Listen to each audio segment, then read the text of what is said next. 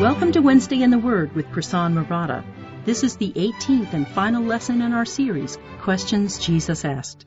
Mark is careful to point out that the trial before the Sanhedrin and the denial of Peter occur side by side and illustrate for us the answer to the question, Why have you forsaken me? Mark chapter 15, verses 22 through 41. Well, we have come to the end of our studies of the questions Jesus asked in the Gospel of Mark. And this Wednesday in the Word is not over. So we're going to keep meeting, but we're done. This is our last day in Mark. So make sure you come back next week. For those of you who are new, what we've been doing is going through the Gospel of Mark, looking at the places where Jesus asked a question. And we've reached the end of the story. We've reached the resurrection and the crucifixion. So it's the climax. It's the whole point we've been building to. And we're going to cover a lot of ground today. So I'm actually going to jump right in. A couple weeks ago, we left the story at the point Jesus had been arrested in the Garden of Gethsemane. And the soldiers had led him to the high priest. And Mark doesn't record his appearance before Annas, the father-in-law of the high priest, but he moves directly into the courtyard of Caiaphas, who's the current high priest.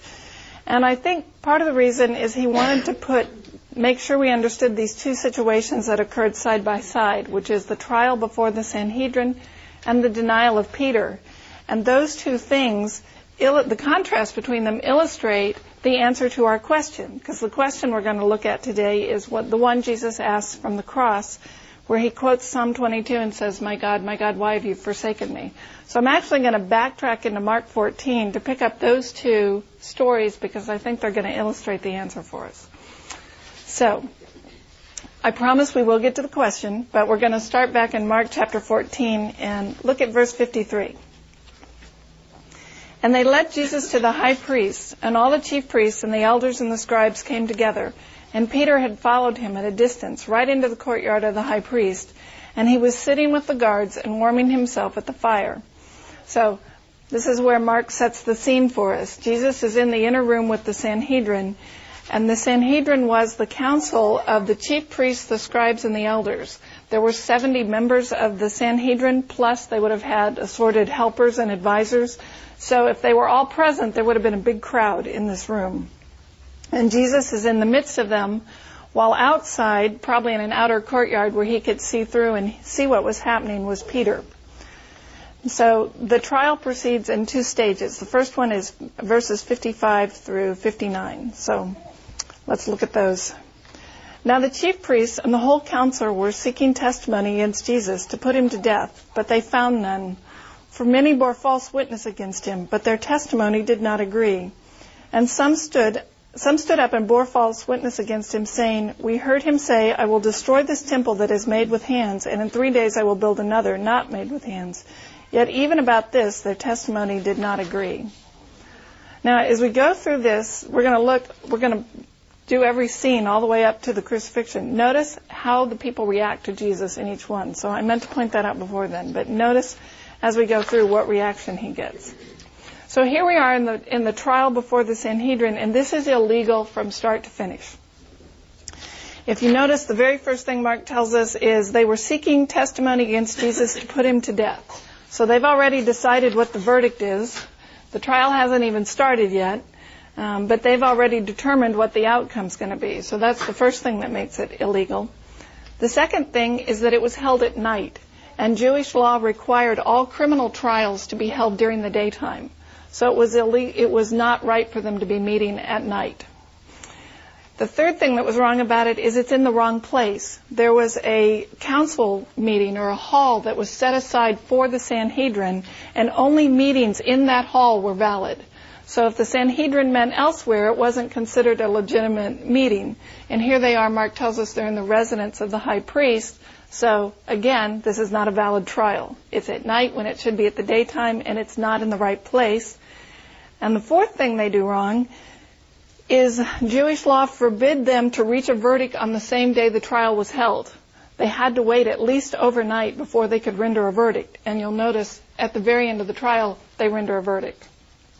So Everything was wrong. They had the outcome determined before it started. It was held at night when it was required to be held in the daytime. It was not held in the right place, and they reach a verdict immediately, all of which was against their law. So despite all this law breaking, you'd think they'd have the deck stacked in their favor. It's not going well because the witnesses don't agree. As each one gives their testimony, Mark doesn't tell us what was said, but it's obvious they were either lying or they hadn't been there, or something about their testimony is wrong because they all conflict with each other. And of course, these were the best witnesses money could buy, so probably. So their case is falling apart, and it doesn't look like they have any grounds to condemn Jesus. And at this point, the high priest probably realized what was going on, so he does something else illegal. He forces Jesus to testify against himself. So look at verses 60 and 61. And the high priest stood up in the midst and asked Jesus, "Have you no answer to make? What is it these men testify against you?" But he remained silent and made no answer. So I suspect Jesus realized that the evidence against him was so weak that it really didn't require a defense. So he makes no effort to defend himself. And the high priest is stunned by this. And so he breaks the law again. He puts Jesus under oath and forces him to testify. And that's actually recorded for us in Matthew. In Matthew 26:63, Matthew says, "The priest said, 'I adjure you by the living God, are you the Son of Christ?'" Where Mark just has the question in verse 61. Again, the high priest asked him, "Are you the Christ, the Son of the Blessed?" But by saying, "I adjure you by the living God," that's the equivalent of our, put your hand on the Bible and raise your right hand and say, "I swear to tell the whole truth and nothing but the truth." He has put him under oath at that point and required him to answer. And you can't do that in Jewish law. You can't force a witness to testify against themselves, which is essentially what the high priest is doing. So again, for him to ask Jesus and force him to, the first asking was wrong because you can't compel a witness to testify, and then to place him under oath and make him testify is also entirely illegal. A judge can't require him to do that. So Jesus does answer him. Now, of course, what he's really asking is, are you the Messiah? Are you the one the Old Testament predicts? Are you the Son of God? It's a direct question, and he puts Jesus under oath to answer it, and Jesus responds in the next verse, "I am." So verse 62, "And Jesus said, 'I am, and you will see the Son of Man seated at the right hand of power and coming with the clouds of heaven.' And the high priest tore his garments and said, 'What further witnesses do we need? You've heard his blasphemy. What's your decision?' And they all condemned him as deserving death. And some began to spit on him and to cover his face and to strike him, saying to him, 'Prophesy.' And the guards received him with blows." So a lot of people say Jesus never claimed to be the Messiah. I think we've looked at this as we looked through the gospel. He did claim that by taking the title, the Son of Man, for himself. And here you have a direct question and a direct answer. The priest asks him, "Are you the Messiah? Are you the one we've waited for?" He's under oath. He says, "Yes, I am." So we do, if nowhere else, we've at least got this claim. Now, the priest responds to that with tearing his garments, which was the accepted response to blasphemy. But I think in this case it's hypocritical, because this is what he wanted Jesus to say.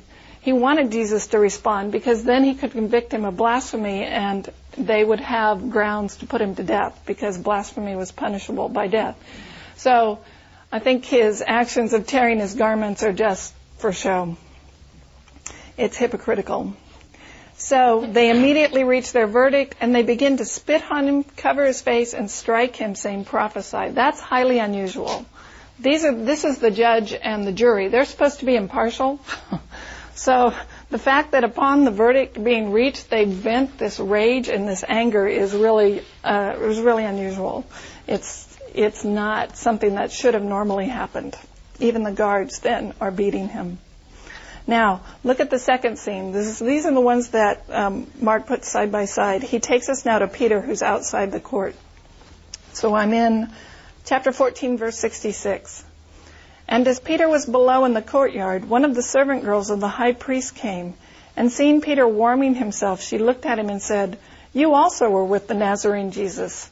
But he denied it, saying, 'I neither know nor understand what you mean.' And he went out into the gateway, and the rooster crowed. And the servant girl saw him and began again to say to the bystanders, "This man is one of them." But again he denied it.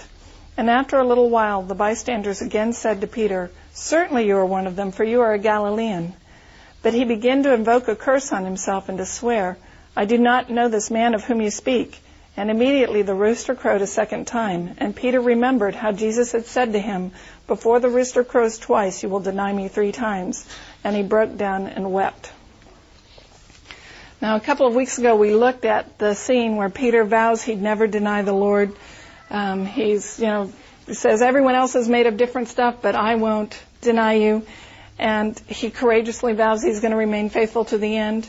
Then we saw him in the Garden of Gethsemane in another act of courage. He's the one who draws his sword in an attempt to defend Jesus. And he ends up lopping off the servant's ear, which Jesus heals. And now we still see him. I think actually his courage has not yet failed him, because he's followed Jesus into the courtyard, and that was a dangerous thing to do. I mean, he is sitting at the fire warming his hands with the very people that arrested Jesus. And he was in terrible danger. So that was an act of bravery for him to follow him into the high priest. So we've seen this bravery carry him through, but now here we are when the rubber meets the road and his courage melts away, it fails him. So the woman who let him in the door, she's a servant of the high priest, she recognizes him and she says, "You're one of them, aren't you?" And he immediately says, "No." Now John tells us there was another disciple present, and people are divided as to who that was. Some commentators think it was John himself who was present. Others think it was Mark, and that we don't really know. I tend to lean toward Mark, but I'm not sure there's a real good way to judge. And I'll tell you why. Some commentators have suggested that Mark was the rich young ruler, and it fits what we know about him. And John describes the disciple who was present as someone who was known to the high priest. Well, if Mark was from a wealthy household, he would have been known by the high priest. And it's likely that he could have gotten them in the door because he was known and he was from this wealthy household. So my speculation is Mark spoke to the servant girl. She knew him because he was from a wealthy household. She let him and Peter in, and she knows Mark was with Jesus, and so she recognizes Peter and says, "Oh, you're one of them too." And so she says, I think that's where the question comes from. But we don't really know. It may have been neither. John doesn't name who was there. He doesn't say it was him, but it could have been John. It could have been Mark. Anyway, Peter's defenses abandoned him. He says, "I don't know who you're talking about." And he tries to avoid this woman by going farther outside to the gateway where he'd be less visible. But she kind of follows him, and keeps annoying him by asking the subject. And as he protests, people hear his accent. And this would have been like a southerner in New York City. As soon as he spoke, they would know he was from Galilee. So his accent gives him away, and they say, "Well, you must be one of them. You're from Galilee." And he denies it vehemently. Now, it says he cursed. That doesn't mean he was swearing like 4-letter words. It means he took an oath. So it's like, God curse me if what I'm saying is not true. It would have been that kind of thing. So he's pronouncing a curse on himself. So you see these two scenes side by side where Jesus is placed under oath and asks the question, "Are you the Messiah?" And now Peter essentially puts himself under oath and denies him, says, "I don't know him." And then, of course, the cock crows a second time. Peter knows what he has done, and he breaks down and weeps. And the word there for broke down is very strong. It's literally threw himself on the ground. So it's this picture of him going out and throwing himself face down in the dust and crying over what he did.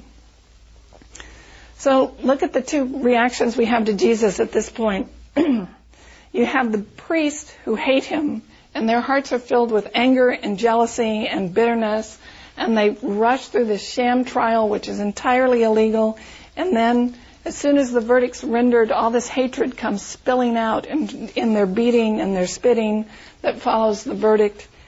And now you have, side by side with that, a man who loves Jesus with all his heart. He's determined to defend him to the end, and yet, at the moment of crisis, he fails. He too denies Jesus, denies that he even knows them. So why does Mark put those side by side? I think The answer is that this shows us who we are. This is the condition of our souls. Both Peter and the priests were religious men. Well, the priests were at least outwardly religious. One loved Jesus, one hated Jesus, but they both failed him. And the point of it all is that Jesus had to die for both of them. That the priests were these men who were in positions of worldly power. They had the status and the authority of their offices. They probably had some amount of prestige, and Jesus was a threat to their position, so they want to get rid of him, and through the trial expose their hatred and their jealousy. But I think what Mark wants us to see is the love of Peter is no better. It too, insofar as he was dependent on himself, it would fail. So without Jesus to save him, he was no more effective than the hatred of the priests. Either way, we will deny Jesus. So left to ourselves, apart from God's grace, we would all turn away. Now, what's the difference between the two? And this is crucial. The difference is Peter's tears. And that's the difference between those who are saved and those who are lost. Those who are saved weep over their sins and their failures, and they show this kind of same remorse of Peter of throwing himself down and weeping. Those who are not are self-righteous or proud in their anger and in their failures.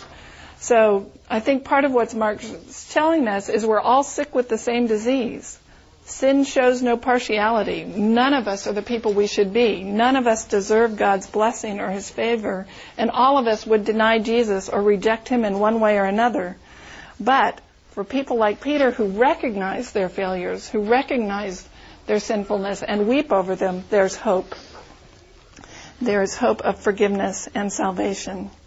And it's interesting, remember the morning of the resurrection when Jesus meets the women at the tomb, he says, "Go tell my disciples and Peter." He specifically singles Peter out. He says, "Go tell my disciples and Peter that I'm here and I will go before them in Galilee." And I think that's just this wonderful picture of he knew it was going to happen, and he loves Peter anyway, and he is calling him back to forgiveness. Why? Because of the remorse, the tears he weeps. So after Peter denies Christ, we don't see him again in the story. We don't know what happened to him between this time and the time of the resurrection. My suspicion is he was so crushed and broken that he went off someplace by himself. And that's another reason Jesus would say, "Go tell the disciples and Peter, make sure you get him wherever he's gone," that kind of idea.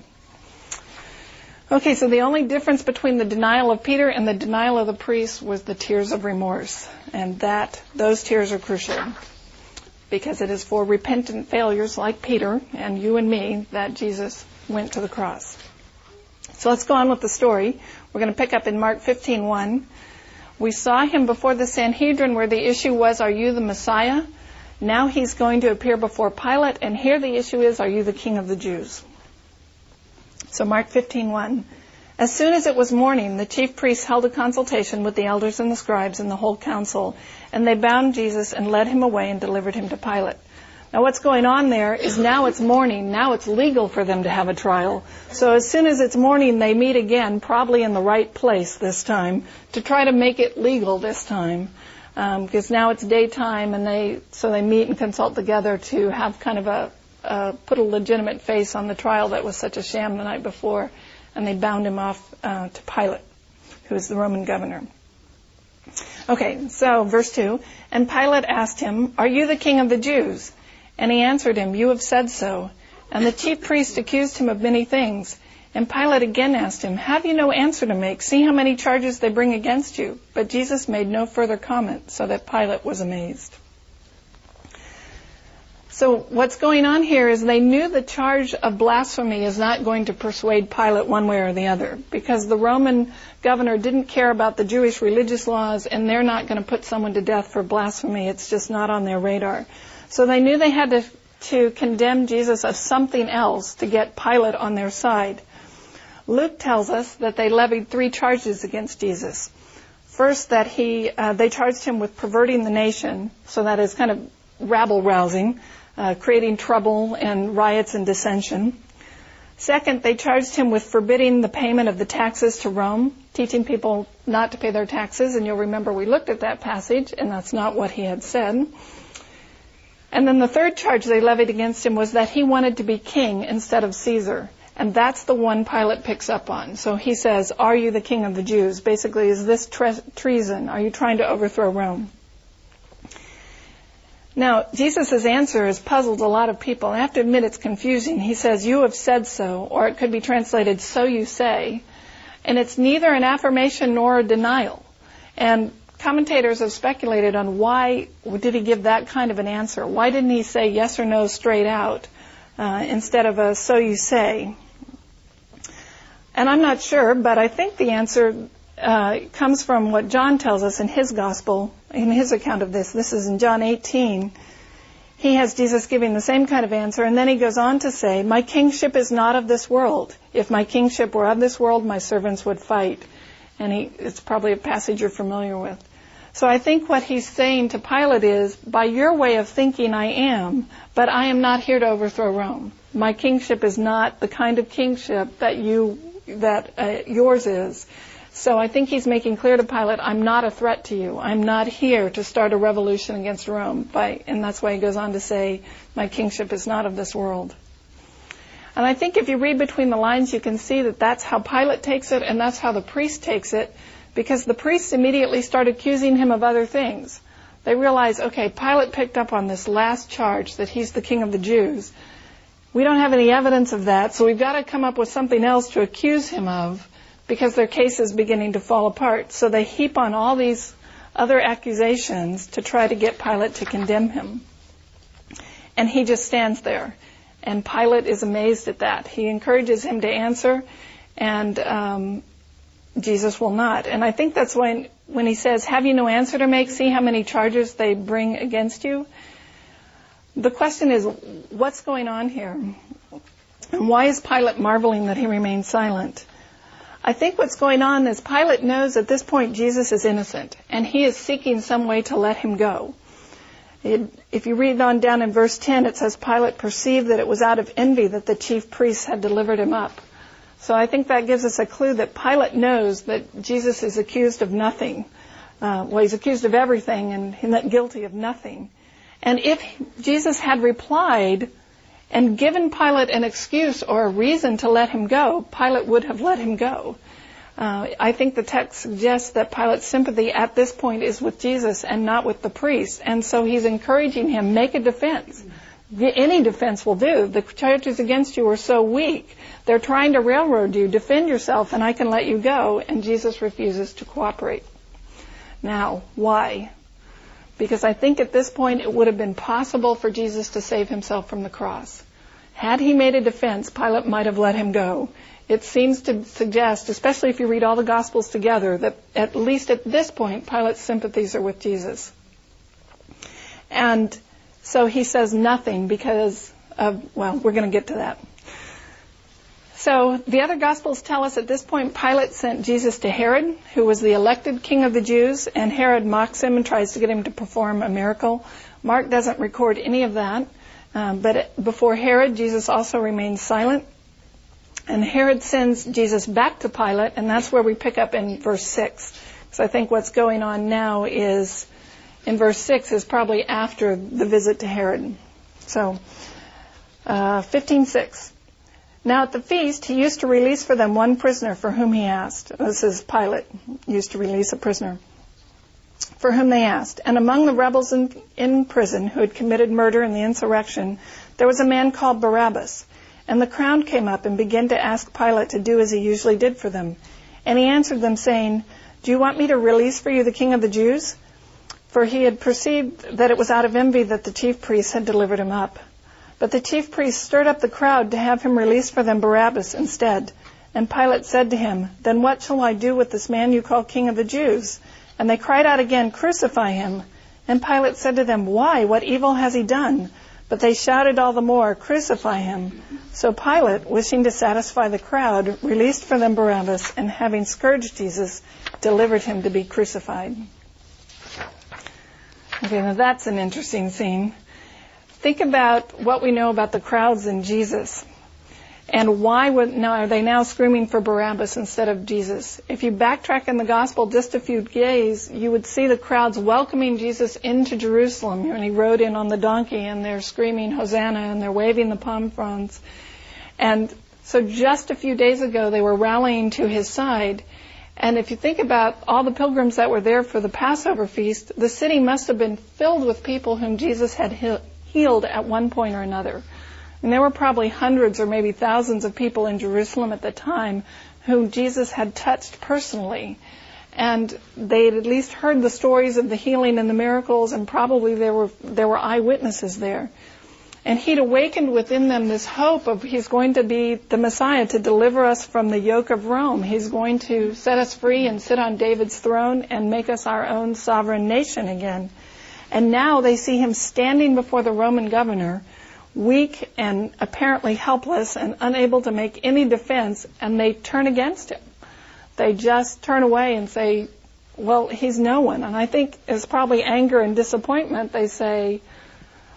They deny him and they choose Barabbas, the murderer, instead. So you've got the priest hating him, you've got one of his own disciples denying him, you have the crowds now turning against him, and they're calling for his death. So when Pilate says, what shall I do with Jesus, the King of the Jews? And they say, crucify him. I think Pilate's somewhat aghast at that, because his answer is, what evil has he done? Pilate still seems to think there's no basis for him to be crucified, and yet the crowd's demanding it. And Pilate was a man-pleaser, as it says in the end. He wanted to please them. It was easier to release Barabbas than risk the anger of the crowd. So he has Jesus beaten, and that's strange because that wasn't normal practice. It wasn't normal to beat someone before crucifying him. There's no evidence that the thieves who were crucified with Jesus were beaten. So why does Pilate order this? And if any of you have seen Mel Gibson's movie, The Passion of the Christ, you know what an awful, bloody, and vicious practice that was. It was just horrific. The Romans used these long leather cords that were embedded with bits of metal and bone so that when they hit the prisoner's back, it would just rip it open. And it was just an awful, vicious kind of beating. I've often wondered why Pilate did this, knowing Jesus was going to be crucified. Why beat him like that? And a couple scholars actually speculated that this was Pilate's last attempt to spare him, because he was hoping that the beating would awaken the sympathy of the crowd, so that if they saw him beaten, that maybe they would turn around and say that's enough and release him. And they've speculated that that's perhaps why Pilate ordered it. Either that, or he didn't expect Jesus to survive the beating, which many people didn't, which would have spared him crucifixion. I don't know which was worse. They were both pretty horrific kinds of punishments. So John tells us after the beating, Pilate brings Jesus before the crowd and says, behold the man.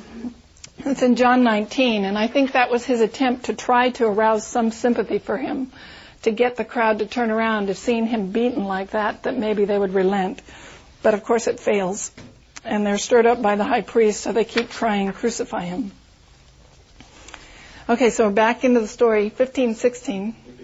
And the soldiers led him away inside the palace, that is the governor's headquarters, and they called together the whole battalion, and they clothed him in a purple cloak, and twisting a crown of thorns, they put it on him, and they began to salute him, Hail, King of the Jews! And they were striking his head with a reed and spitting on him and kneeling down in homage to him. And when they had mocked him, they stripped him of the purple cloak and put his own clothes on him, and they led him out to crucify him. Again, this is another strange occurrence. This is not something the Roman soldiers usually do. And they do it with a passion. They call the whole battalion. So it seems like they got everybody who was not on duty to come and join in the mockery. And it's a strange thing for them to do, because from what we know of Roman soldiers, these were, very rough, kind of battle-hardened soldiers. They were used to carrying out gruesome orders and fighting in this vicious hand-to-hand combat. So, they could callously kind of take a man out and nail him to a cross and then go have breakfast. This was just a day's work for them. So why do they engage in this mockery? It's just out of character. And it just furthers the reaction. You've seen the priests spitting on him and hating him after the trial. You see the crowd turning against him, and now you see the Roman soldiers mocking him and insulting him and beating him even further. And it's like along the way, every step, every single group of people that we run into is turning against Jesus. And I think that's the point that Mark's trying to bring home. Okay, so now look at 15:21. And they compelled a passerby, Simon of Cyrene, who was coming in from the country, the father of Alexander and Rufus, to carry his cross. And they brought him to the place called Golgotha, which means place of a skull. And they offered him wine mixed with myrrh, but he did not take it. And they crucified him and divided his garments among them, and casting lots for them to decide what each should take. And it was the 3rd hour when they crucified him. And the inscription of the charge against him read, "The King of the Jews." And with him they crucified 2 robbers, one on his right and one on his left. And those who passed by derided him, wagging their heads and saying, "Ha, you would destroy the temple and rebuild it in 3 days? Save yourselves, you who would destroy the temple and rebuild it in 3 days, save yourselves and come down from the cross." So also the chief priests and the scribes mocked him to one another, saying, "He saved others, he cannot save himself. Let the Christ, the King of Israel, come down now from the cross that we may see and believe." Those who were crucified with him also reviled him, just in case there was anybody you were thinking that might have stood with him. That was it. And when the 6th hour had come, there was darkness over the whole land until the 9th hour. And at the 9th hour, Jesus cried with a loud voice, "Eli, Eli, lama sabachthani," which means, my God, why have you forsaken me?" And see, we are getting to the question. And some of the bystanders hearing it said, "Behold, he's calling Elijah." And someone ran and filled a sponge with sour wine, put it on a reed, and gave it to him to drink, saying, "Wait, let us see whether Elijah will come and take him down." And Jesus uttered a loud cry and breathed his last. And the curtain of the temple was torn in 2 from top to bottom. And when the centurion who stood facing him saw that in this way he breathed his last, he said, "Truly, this man was the Son of God." Now, Mark omits a lot of details that the other gospel writers include, and people have speculated that's probably because Mark got his gospel from the Apostle Peter, and most likely Peter is still far off at this point and watching from a distance, and so he probably didn't hear a lot of the things that the other gospel writers heard because they were closer. And I suspect he was still crushed in his spirit, fearing what would happen, and so he didn't hear everything. Now later, he probably heard it all, after the resurrection and later. But when he was repeating to Mark, he stayed, I think, faithful to what he had seen and heard. So if you combine all the gospel records, Jesus made 7 statements from the cross, but Peter only heard one of them, and that was this cry, this agonizing cry, my God, why have you forsaken me?" In Mark's account of this, his story is relentlessly hard. I mean, it's kind of the stark details as you go through it, but if you look at each step of the way, all the people that are denying Jesus and spitting him and beating him, it just builds into this, just this really hard and brutal death. So that brings us to the question Jesus asks. He says, my God, why have you forsaken me?" And the short answer is, because this was the only way to save people like you and me. Look at all the people that we've seen up to this point. Going back to Judas, who is one of his close circle of friends. He sold the Lord for the price of slavery, like the price of a slave, and he betrayed him with a kiss of friendship. Then you see the crowd that comes to arrest him in the garden in the middle of the night, and they come with clubs and swords because they're afraid someone will see them arresting an innocent man if they come in the daytime. And then you get the chief priests and the Sanhedrin who convict him in this farce of a trial that was totally illegal, that was called just for the purpose of finding him guilty and executing him. The judge was corrupt, the witnesses perjured themselves, and they broke the law to get Jesus to testify against himself. You get the temple guards and the Roman soldiers who gather around for apparently no reason, just to beat and mock him, and he's already weakened and defenseless, and like bullies, they're just spitting on him, mocking him. Then you get Pilate, who has the power of Rome. He could have stopped it all, but he acts for expedience. It's just he doesn't want to risk the riot, so he'd rather please the crowd. It was just easier to give them Barabbas than to risk a mob revolt. And then as Jesus is hanging from the cross, in case we've missed the point, everyone who walks by, the priests, the criminals, the passers-by, everyone mocks him. So you see his friends, the priests, Israel, the elite, you see commoners, you see the envious, the apathetic, bullies and cowards, people who claim to have a high moral purpose in what they were doing, and people who had no moral purpose, just, other criminals and scoffers and gambling soldiers. And no one is left out. Everyone from every background denies him, mocks him, ridicules. No one speaks for him. No one stands by him. So he dies utterly alone.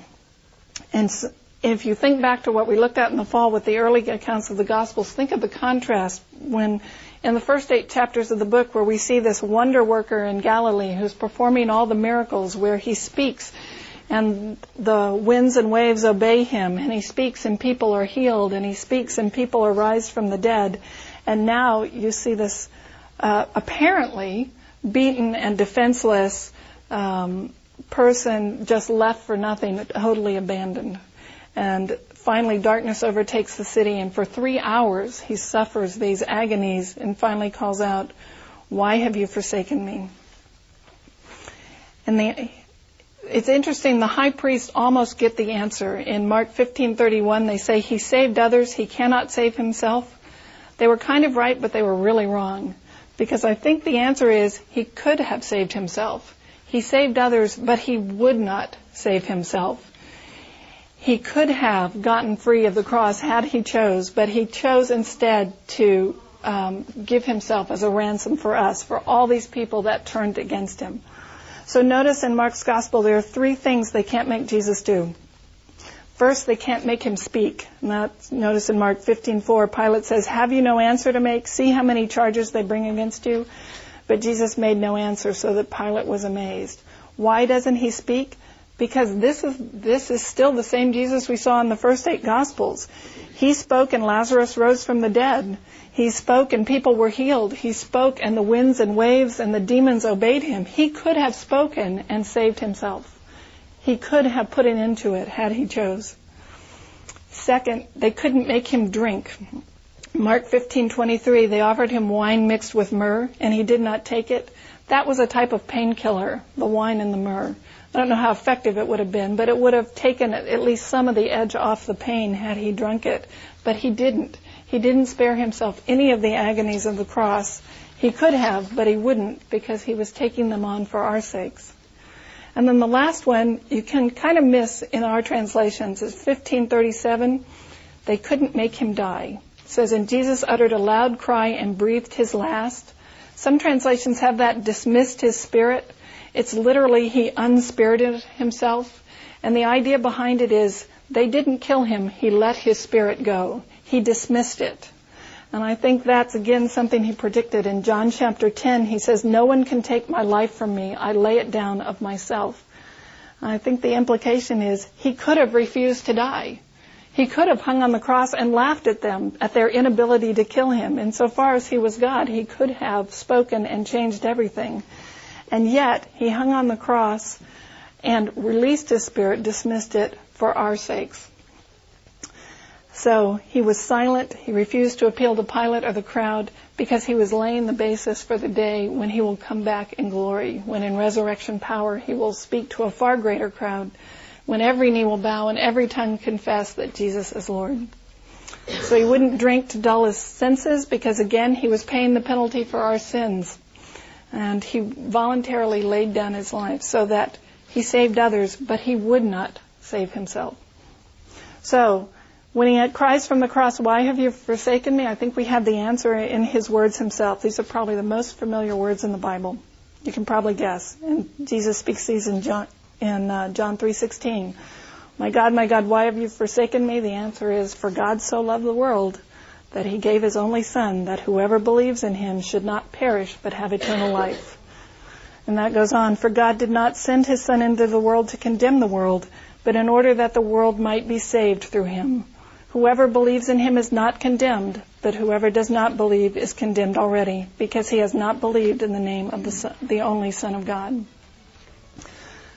So the only question left is, who are you? Are you like the priests and the soldiers and the scoffers who hate Jesus and condemn him, or are you like Peter and the disciples who weep tears of remorse over their failures and trust in his death and resurrection to redeem them? And that makes all the difference in the world. That's the difference between those who are saved and those who are lost. It's not that those who are saved are perfect or spiritual giants or somehow better than anyone else. The difference is they recognize their need for the Savior. Thank you for joining us at Wednesday in the Word with Prasanna Maratha. We hope you have enjoyed our study together and grown closer to the Lord. Please let us know if you have any questions about this study. We are on the internet at WednesdayInTheWord.com, where you will find this and other Bible studies. We hope you'll join us again soon.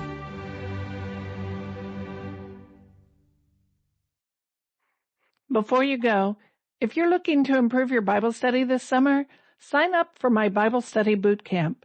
It's a free 7-day email course you can work through at the beach, on a road trip, or from your back porch. Each day, one short lesson shows up in your inbox and walks you through a simple method for studying any passage of Scripture yourself. 7 days, and you'll have a skill you can use for the rest of your life. Sign up for free at WednesdayInTheWord.com/bootcamp or click the link below this podcast. Thanks for listening.